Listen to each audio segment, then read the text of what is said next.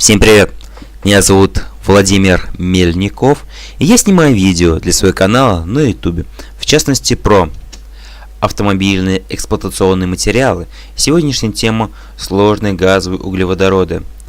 Проще говоря, данная тема является продолжением к моей предыдущей теме о газовом топливе в целом. Так вот, сегодня будет, скажем так, продолжение. Сегодня поговорим о плюсах, минусах газа. Итак, начнем. Опыт современных отечественных автомобилей работают на сжатом газе выявил ряд положительных факторов использования. Это срок службы двигателя внутреннего сгорания, сокращенно ДВС, увеличился на 50, а то и 70%. Да, это плюс. Срок службы свечей также увеличился приблизительно на 30-40%. Еще один плюс. Расход масла уменьшился благодаря увеличению периодичности его замены в 2-3 раза. Честно говоря, вот тут уже не знаю, кому как. Расход масла уменьшился благодаря увеличению периодичности его замены. То есть маленько как-то спорный вопрос. Кто-то считает плюс, кто-то минус. В 2-3 раза. Вот. А в процентах это на 30, а то и 75%. Уменьшение токсичных компонентов в отработавших газах. То есть, проще говоря, если двигатель, бензин и дизель выпускают отработавшие газы, они были токсичные, то, скажем так, газовое топливо тоже выпускает токсичные газы, но по сравнению с дизелем и бензином их значительно меньше. Это да, это прям плюс. Также сжатый газ на борту автомобиля хранится в 4-8 баллонов в зависимости от потребностей двигателя. Да, у нас есть разные двигатели, как по масштабу, по компоновке и так далее. То есть есть двигатель на 1,5 литров рассчитанный, 1,6, там 2,0 и так далее. Вот. Ну а о двигателях я буду рассказывать в устройстве автомобилей. Это так, небольшой спойлер. Вот. Ну, обо всем по порядку. Дальше. Вместимость по 50 литров под давлением 19,6 мегапаскаль. Вот. Ну, так как прогресс не стоит на месте, я хочу сказать то, что в этом плане идут инновации, развитие. Не исключено, что в недалеком будущем придумают как-то более лучшую технологию. То есть баллон будет больше, безопаснее и так далее. Вот. Но это небольшое отступление. Дальше. Отрицательный момент при эксплуатации авто на сжатом углеводородных газах. Мощность двигателя меньше на 18-20%. Время разгона увеличилось на 24-30%. То есть это уже минус. Если машина, которая ехала на бензине и дизеле, она разгонялась быстрее, то есть мощность, то тут на газовом топливе машина будет ехать медленнее, то есть мощность ощутимо падает.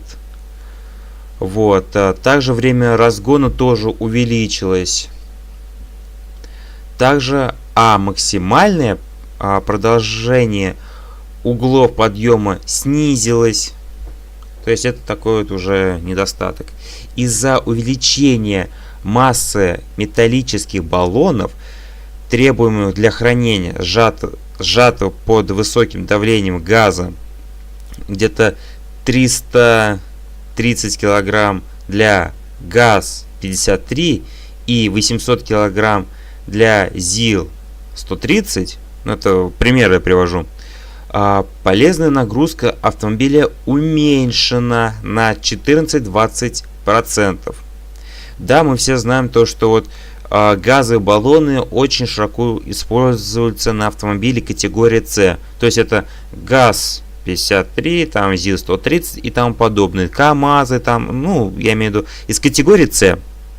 Вот. Также есть и на легковых. Вот. Ну, опять-таки, обо всем по порядку. Возможная дальность поездки на одной заправке газа составляет 200-250 километров. Те запасы хода уменьшены на 30-40%. То есть, проще говоря, чисто на одном баллоне без заправки можно проехать примерно 200-250 километров. Вот. Но по сравнению, опять-таки, с бензином и дизелем, это опять-таки меньше, на 30-40%. Из-за необходимости сохранить дополнительное топливо, системы трудоемкости, технического обслуживания и ремонта газового авто увеличилось на 7-8%. Вот. Это в плане, проще говоря, технического обслуживания. То есть ремонт, там, ТО и так далее.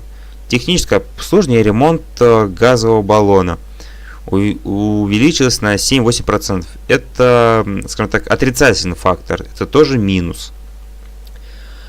Вот, но что еще хотелось добавить к вышеперечисленному? Опять-таки, техника безопасности.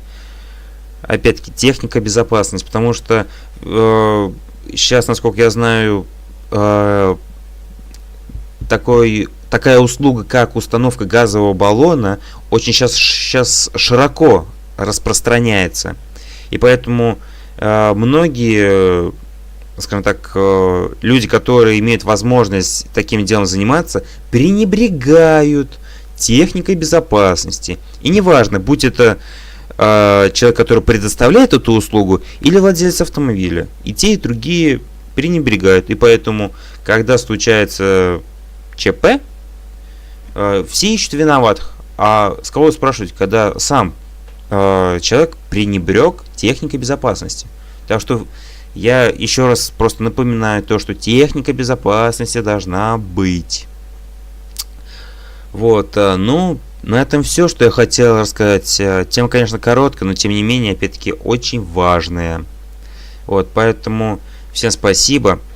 Прошу также не забывайте подписываться на мой канал. На первый, второй.